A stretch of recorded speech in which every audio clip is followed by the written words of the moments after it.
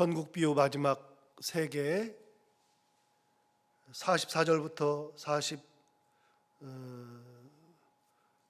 48절까지 마지막 세 개가 나옵니다. 그 중에 다섯 번째 44절, 천국은 마치 밭에 감추인 보화와 같으니 사람이 이를 발견한 후 숨겨두고 기뻐하며 돌아가서 자기의 소유를 다 팔아 그 밭을 사느니라 그랬습니다. 전국 비유의 다섯 번째는 밭에 감추인 보화 이야기죠.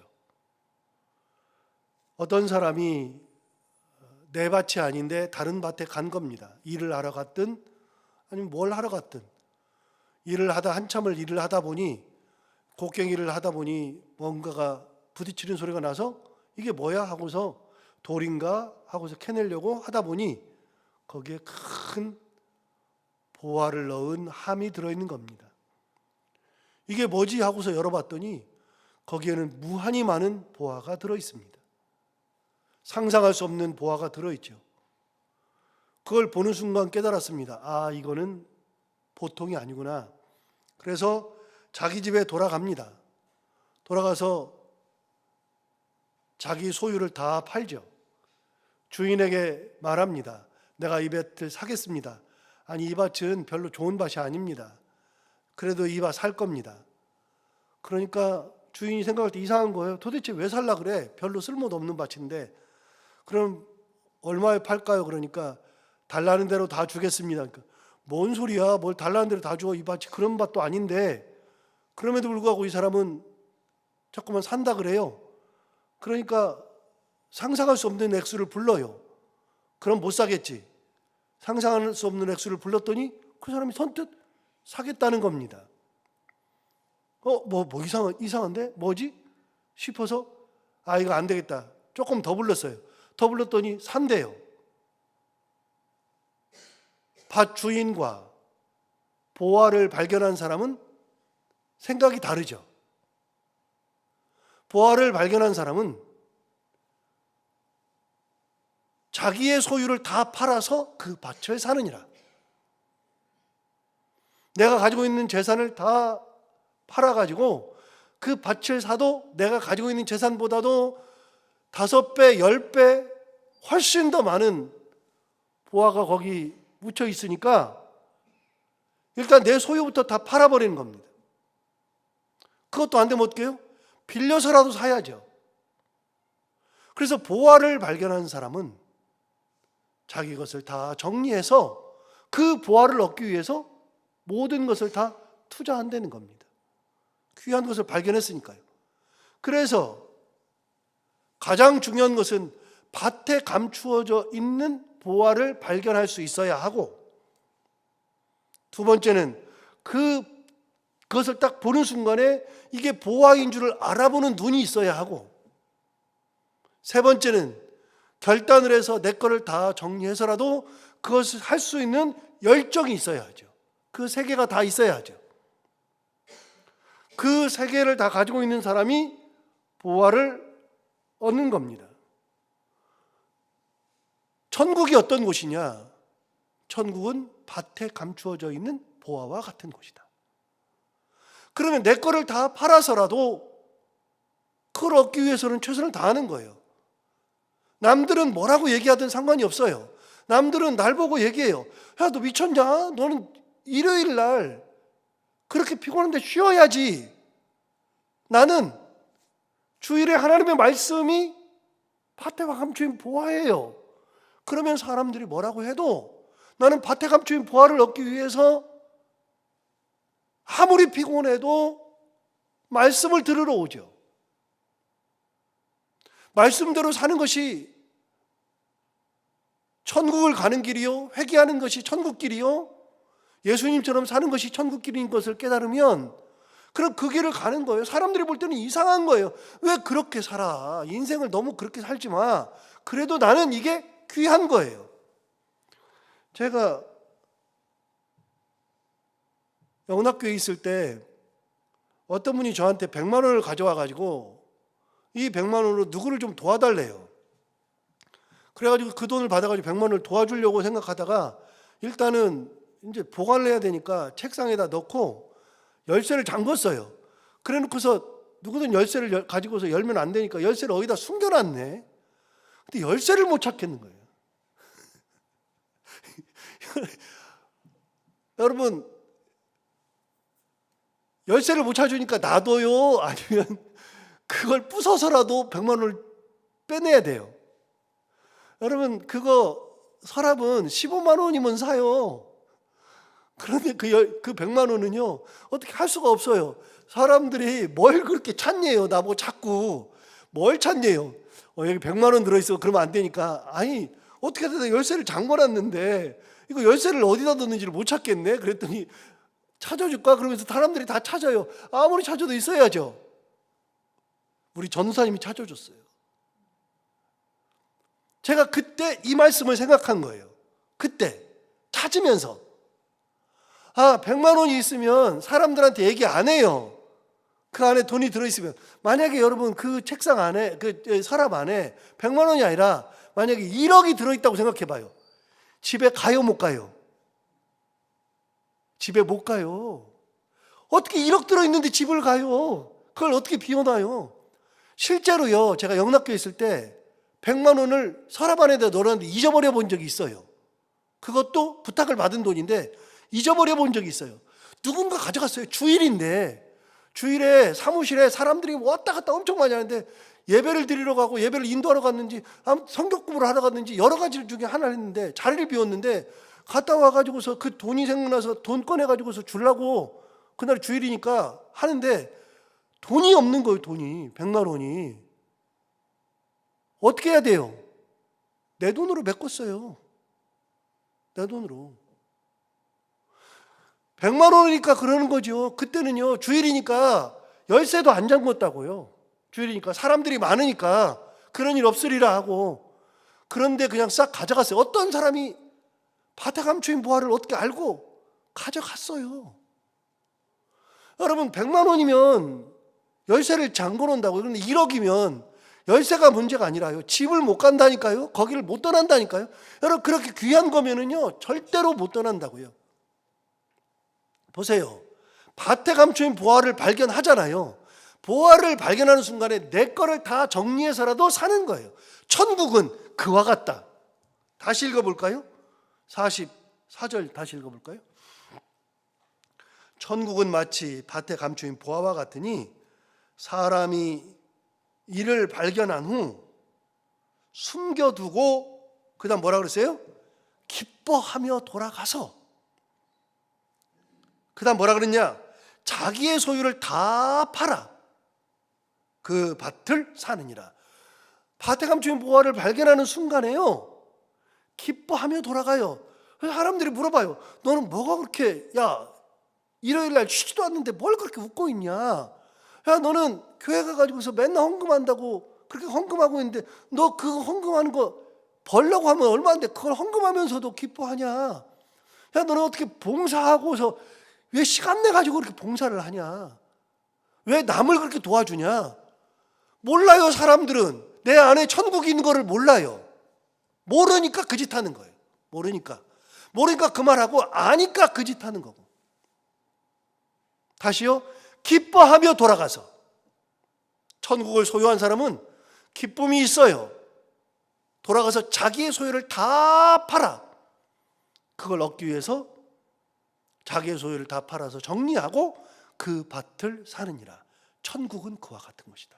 여러분, 천국은 내 거를 다 팔아서라도 사는 것이 천국이에요. 6번째 볼까요? 45절. 6번째는 45절 46절이 같이 나옵니다. 또 천국은 마치 좋은 진주를 구하는 장사와 같으니 극히 값진 진주 하나를 발견하며 가서 자기의 소유를 다 팔아 그 진주를 사느니라. 거꾸로 여러분, 44절과 46절을 제가 읽어볼게요. 44절 제가 강조해서 읽어봐요. 44절 강조해서 읽습니다. 천국은 마치 밭에 감추인 보화와 같으니 사람이 이를 발견하는 숨겨두고 기뻐하며 돌아가서 자기의 소유를 다 팔아 그 밭을 사느니라. 46절 극히 값진 진주 하나를 발견하며 가서 자기의 소유를 다 팔아 그 진주를 사느니라. 귀한 것을 발견하면 자기의 소유를 다 판대요. 다 판대요. 근데 진주가 얼마나 귀한데요. 여러분, 진주는, 진짜 좋은 진주는 다이아보다 비쌉니다. 원래 엄청 비쌉니다. 제가 그래서 제 아내가 진주를 좋아해요. 다른 것보다 진주를 좋아하거든요. 진주를 사주고 싶어가지고요. 외국에서 여행할 때 진주를 사주고 싶어가지고 진주 파는 집에 들어갔어요. 그랬더니요, 가격이 살 수 있는 가격이 아니에요. 엄청 비싸요. 너무 비싸요. 그래서 그 사람한테 물었어요. 외국에서 물어본 거예요. 물었더니 그분이 얘기하기를 진주는 4가지가 있답니다. 그냥 우리가 말하는 진주가 아니랍니다. 그냥 4가지가 있답니다. 그냥 이 조개 안에서 발견되는 천연 진주, 이게 가장 비싸고요. 그 다음에는요, 만들어내는 겁니다. 거기다가 주사기로, 이 조개에다가 주사기로 약품을 집어넣으면 그 약품이 들어오니까 진주가 자기 몸에 뭐가 들어오니까 자기 몸을 보호하기 위해서 뭔가 액을 자꾸만 쏘아내서 그 약품을 감싸는 거예요. 그러니까 속은 약품이고 겉은 감싸는 거예요. 3번째는요, 이런 플라스틱에다가 가루를 입히는 거예요. 가루를. 그래서 가루를 입혀가지고 그 가루를 입히면 그 진주가 아니래요. 그거는 그냥 진주 같은 가루를 입히는 거래요. 4번째는 뭐 들었는데 그 4가지가 있답니다. 그래서 사람들이 보면 아느냐, 사람들이 보면 모른답니다. 진주를 구분을 못한답니다. 그런데 장사하시는 분들은요, 뭐 여기다가 뭐 이렇게 쓰고 이렇게 보잖아요. 이렇게 쓰고 이렇게 여기다가. 그렇게 해서 보면 딱 아는 거예요. 이게 진짜인지 만들어진 건지 아니면 완전히 가짜인지 다 아는 거예요. 그래서 거기 갔더니 너무 비싸가지고 못 사고 있으니까 요걸 뭐래요. 거기는 가격이 좀 싸요. 그건 만들어진 거래요. 이게 주사액 넣어가지고. 그것도 못 사겠어요. 그것도 비싸가지고. 그래서 그냥 나오려고 그랬더니 절 손 잡고 가는데 진짜 뭐 진주 이거 보래요. 가격이 굉장히 싸요. 그래서 이거 뭐냐 그랬더니 이거 만들어진 거래요. 만들어진 것도 이렇게 해놓으니까 못 사겠어요. 그래서 그냥 나오려고 그랬더니 나의 손을 잡고 또 가요. 가더니 보여주는데 못난이 진주 있죠. 못난이 진주. 그걸 보더니 그런 걸로 만들어진 진주 목걸이를 줘요. 그거 사다가는 욕 바가지로 먹고. 그래서 안 샀어요. 저는 진주가 그렇게 비싼 건지 몰랐어요. 그런데 장사하시는 분이 어떻게 하느냐? 그거를 자기 소유를 다 팔아서 진주를 사느니라. 누가 사나 볼까요? 여러분, 이 진주를 누가 사나 볼까요? 45절 보세요. 45절. 또 전국은 마치 좋은 진주를 구하는 누구와 같아요? 장사와 같아요. 아무나 진주를 사는 게 아니에요. 그런 눈을 가지고 있는 사람이 아무나 있는 게 아니에요. 장사하시는 분이 알아보는 거예요. 장사하시는 분이.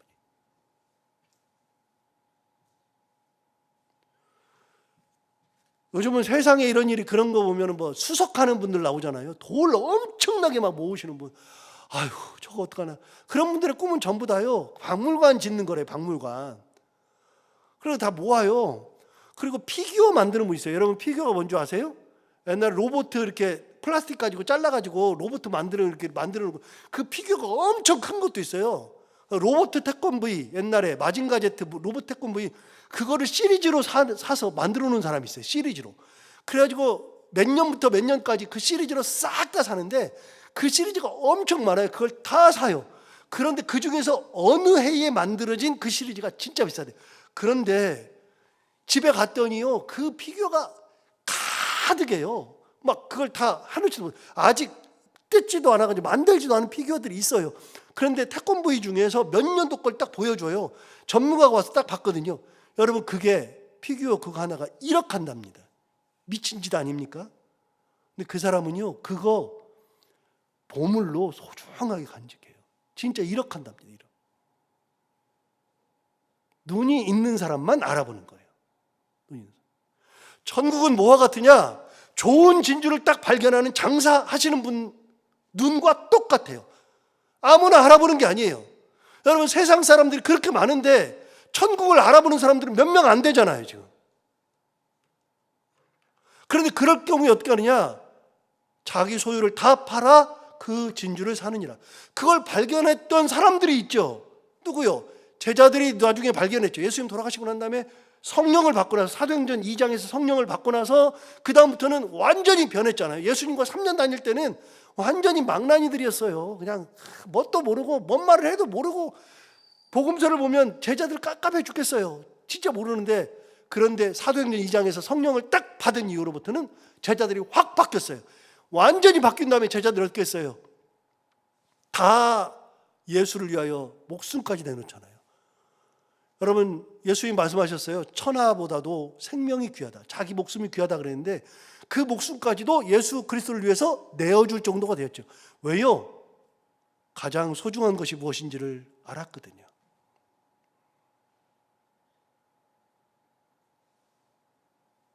그래서 자기 생명, 천하보다 귀한 생명을 내놓은 사람들이 제자들이고요. 스데반은 얼마나 하는지 보세요. 스데반 같은 경우는요, 7집사예요. 사도행전 6장 7집사 중에 첫 번째 나와요. 스데반, 빌립, 그러면서 나와요. 쭉 7명이 나오는데 항상 말씀드리지만 첫 번째 사람이 가장 중요하다 그랬죠. 첫 번째 사람이. 스데반이 첫 번째, 7집사 중에 첫 번째예요. 그런데 스데반은요, 집사 안수를 받은 다음에 곧바로 죽어버렸어요. 곧바로. 그래서 신약시대 최초의 순교자는 스데반이에요. 두 번째 순교자는 예수님의 제자 중에 한 명이었던 야고보예요. 야고보가 누구예요? 예수님의 3명의 수제자 중에 한 명이에요. 베드로, 야고보, 요한. 그 야고보예요. 그 야고보가 수제자 중에 한 명이에요. 그런데 그 야고보가 제자들 중에서는 첫 번째 순교자, 신약시대에서는 두 번째 순교자. 그 이후로 제자들이 다 죽었어요. 어떤 사람은 몸이 잘려 죽고요, 어떤 사람은 피부가 벗겨져서 죽고요, 어떤 사람은 돌에 맞아 죽고요, 어떤 사람은 물속에 가라앉혀서 죽고요, 십자가에 달렸는데 거꾸로 매달려 죽고요. 그렇게 11명의 제자가 싹 다 죽었어요. 사도 바울도 참수를 당했어요. 목에 잘려서 죽었어요. 로마에 가면 그 교회 있다고 그랬잖아요. 세분수 교회. 분수가 3개가 나왔어요. 바울이 목 잘려 죽은 그 교회. 분수가 이렇게 물이 터진 거예요. 이렇게. 그 물이 왜 세분수 교회냐? 당시에 목을 잘려 죽을 때는요, 요만한 돌을, 이렇게 두꺼운 돌을 이렇게 세워놔요. 세워놓은 다음에 목을 여기다 대고 여기서 잘라서 죽이는 거예요. 그냥 칼로 쳐가지고. 이 돌 위에다가 목 대고. 그렇게 해서 사도 바울의 목을 쳤어요. 쳤더니 그 목이, 잘린 목이 튀었어요. 한 번 튀고, 두 번 튀고, 3번 튀었는데 튄 곳마다 분수가 터졌대요, 물이. 그래가지고 그 교회 이름이 새분수. 분수가 3개가 있다 그래서 새분수 교회예요. 여러분, 사도 바울도, 우리가 그렇게 존경하는 사도 바울도, 신약시대 최고의 인물인 사도 바울도 자기 생명을 하나님 앞에 드렸어요. 왜요? 진주를 발견했거든요.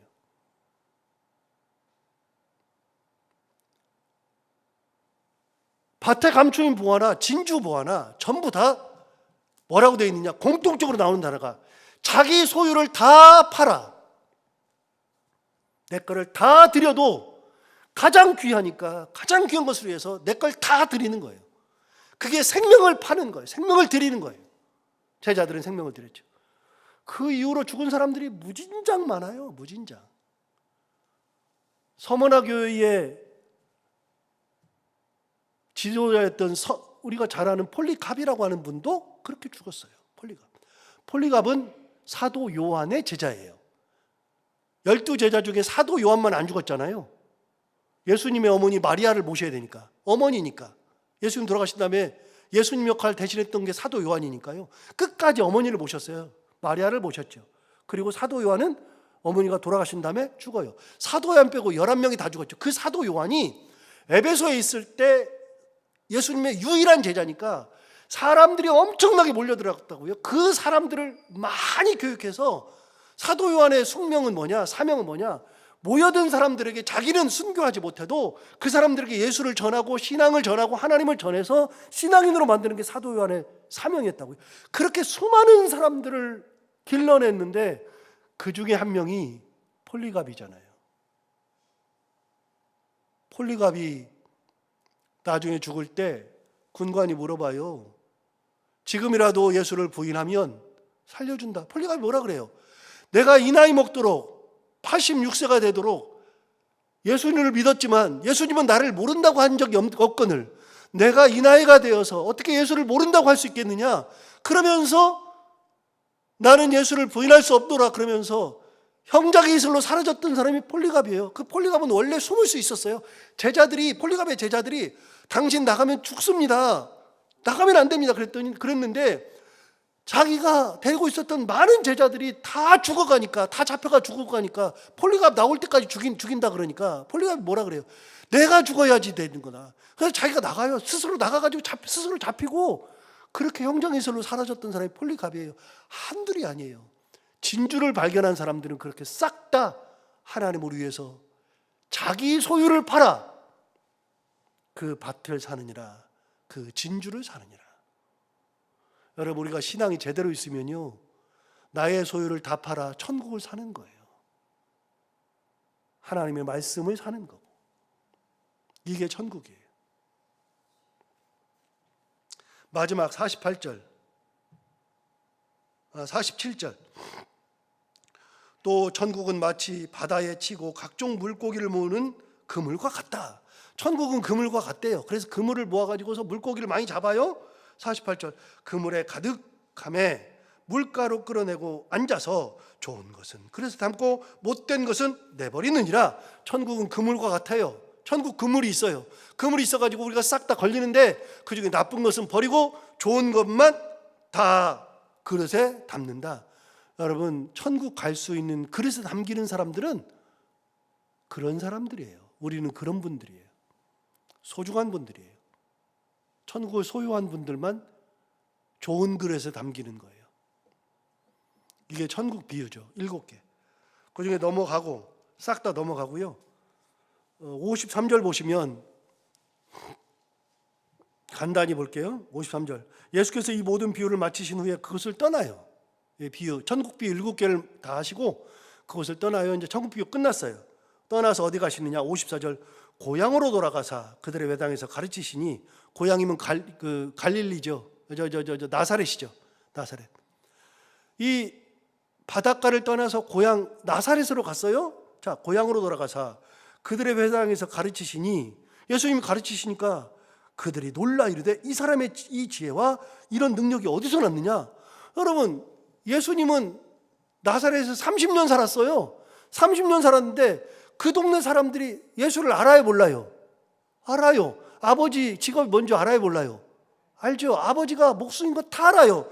이 아버지가 목수 아니냐? 이 사람이 어떻게 된 거냐? 어디서 능력이 났느냐? 55절 보세요. 이렇게 말하잖아요. 이는 그 목수의 아들이 아니냐? 다 알아요. 그럼 뭐라 그래요? 그 어머니는 마리아 아니냐?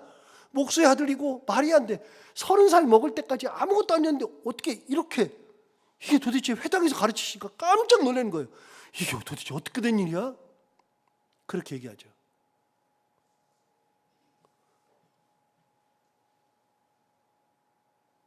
(55절) 다시 볼까요? 이는 그 목수의 아들이 아니냐? 그 어머니는 마리아 아니냐? 그 다음 뭐라 하냐면 그 형제들은 야고보, 요셉, 시몬, 유다라 하지 않느냐? 예수님의 동생 4명이 딱 나옵니다. 예수님의 동생을 우리가 성경에서 알 수 있습니다. 4명 나옵니다. 여기 나오죠. 형제들은 누구라고요? 야고보, 그의 아버지 이름인 요셉, 그리고 베드로의 원래 이름이었던 시몬, 그리고 마지막은 유다입니다. 그럼 여러분, 제가 서신서를 설교할 때 야고보서 이야기할 때 누가 썼다 그랬어요? 예수님 동생이 썼다 그랬죠. 예수님 동생이. 여기 야고보 있잖아요. 유다서 예수님 동생이 썼다 그랬죠. 막내가 유다잖아요. 그래서 예수님의 동생들을 알 수 있어요. 야고보, 예수님의 아버지 이름인 요셉, 그리고 시몬, 베드로의 원래 이름인 시몬, 그리고 유다. 4명이 예수님의 남동생이에요. 그 다음에 56절 보세요. 그 누이들은 다 우리와 함께 있지 아니하냐. 누이들은 이름은 없어요. 몇 명이에요? 누이들, 그러니까 몇 명인지는 몰라요. 그러나 남동생 몇 명이에요? 4명. 우리가 알 수 있죠, 성경에서. 남동생 4명, 여동생은 몇 명인지는 모르나 그 누이들은 우리와 함께 있지 아니하냐. 그러니까 그 나사렛 사람들이 깜짝 놀란 거예요. 야, 이게 무슨 일이야. 이 사람 도대체 30살까지 우리가 같이 있었는데 이 사람이 회당에서 가르치는 거 보니까 이런 일이 어떻게 일어나? 그러면서 깜짝 놀란 거예요. 56절 하반절 보세요. 그런즉 이 사람의 이 모든 것이 어디서 났느냐, 이 지식이 어디서 났느냐 하고 57절 예수를 뭐 했다고요? 배척한지라. 동네 사람들이 예수를 배척했어요. 예수께서 그들에게 말씀하시되 선지자가 자기 고향과 자기 집 외에서는 존경을 받지 않음이 없느니라 하시고 그들이 믿지 않음으로 말미암아 거기서 많은 능력을 행하지 아니하시니라. 그래서 선지자들은 자기 동네 고향에서 존경을 받지 못한답니다. 여러분, 제가 이런 경우 많이 봤습니다. 이거 존경과 상관이 없는데요. 제 아는 친구 목사 그 경우인데 아버지가 목회하는 교회에서 자기가 목사가 됐으니까 아버지 교회 가서 목사를 한 거예요. 그래서 성도들이 뭐라고 불러요? 성도들이 목사님이라고 부르는 게 아니라 뭐라고 불러요? 만약에 보석이가 우리 교회에서 전도사 해봐요. 그러면 전도사님 하기가 이게 입에 잘 안 붙어요. 그러니까 뭐라 그래요? 야, 보사가 그러던 게 남아있잖아요. 그러니까 계속 그러더래요. 결국은 그 아버지 교회를 물려받아서 담임 목사가 됐어요. 가끔 나이 드신 양반들이 계속 그런대요. 나이 드신 양반들 이름 부른대요. 왜요? 태어나서부터 꿰먹고 다니는 것부터 다 봤으니까. 그래, 뭔 말 하면은 야, 네가 왜 그렇게 해? 이런 식으로 나온대요. 그러지 않겠어요? 여러분, 보석이가 만약에 여기서 부교육자 하고 있으면 야, 그게 뭐야? 그러지 않겠어요? 이게 입에 잘 안 붙어요. 잘 안 돼요. 그래서 자기 교회에서는 그런 거 하는 게 아니라고 그래요. 물론 우리 교회 성도들은 다를 수도 있겠지만 자기 고향에서는 존경을 못 받아요. 그래서 자기 고향을 버리고 말씀을 전하지 않았어요. 참고로 시간은 갔는데 누가복음 4장 한번 가볼까요? 누가복음 4장.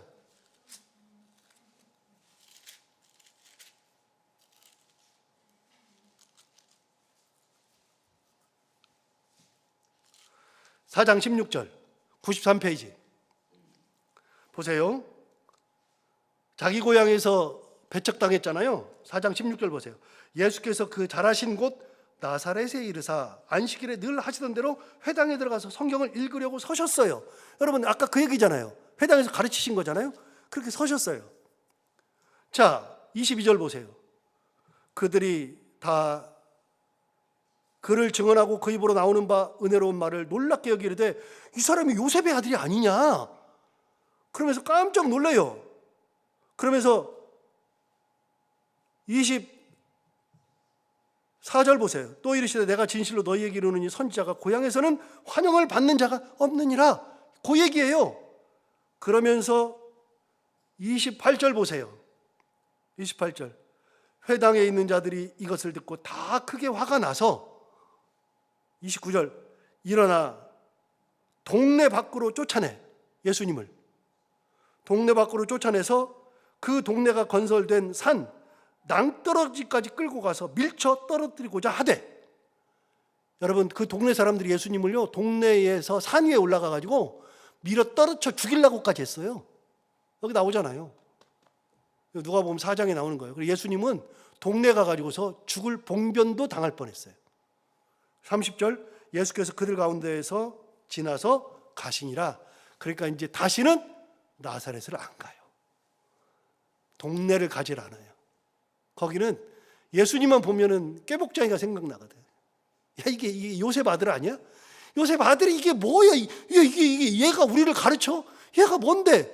이 능력이 어디서 났어? 그러니까 동네 사람들이 다 무시하는 거예요, 예수님은. 그래서 예수님에 대해서 알 수 있는 것 중에 하나가 마태복음 13장 마지막에 나옵니다. 그래서 예수님의 동생들 이름을 모를 때는요, 마태복음 13장은 천국비 7가지, 그리고 맨 마지막에 예수님의 동생 이름들이 딱 나옵니다. 동생 이름들이 야고보, 요셉, 시몬, 유다, 남동생 넷 이렇게 나오죠. 예수께서 이 천국 비유 말씀하셨는데 천국 비유 가장 중요한 거 오늘 말씀 중에서는 가장 귀한 것을 발견하면 자기 소유를 다 팔아 그 밭을 사느니라 그 진주를 사느니라. 우리가 예수 그리스도를 품은 사람이면 나의 것을 다 들여서라도 예수 그리스도의 말씀대로 살아가고 은혜대로 살아가는 우리 모두가 다 되기를 바랍니다. 기도하겠습니다. 하나님 아버지 감사합니다. 천국 비유 7가지 우리가 함께 나누면서 이런저런 은혜를 나누게 해주셔서 감사합니다. 오늘 말씀을 통해서는 가장 귀한 거 하나님 예수 그리스도 그리고 말씀, 은혜 이렇게 귀한 것을 발견했을 때는 자기 소유를 다 팔아 그 밭을 사느니라 그 진주를 사느니라 말씀하신 것처럼 하나님 아버지 우리가 가장 귀한 것을 다 들여서라도 하나님의 말씀 붙들고 하나님을 바라보며 하나님 앞에 충성하며 살아가는 저희들이 다 되게 하여 주옵소서. 오늘도 하루 살아갈 때 이 말씀을 기억하며 살게 하여 주옵시고 이 말씀이 우리 가운데 힘이 되기를 원하며 오늘도 기도로 나온 사랑하는 성도들 한 분 한 분의 기도를 하나님 다 들어 응답하여 주시고 해야 되는 것들을 기쁨으로 잘 감당하고 만나는 분들과 함께 웃고 행복한 하루가 되게 하여 주옵소서. 예수님 이름으로 기도하옵나이다.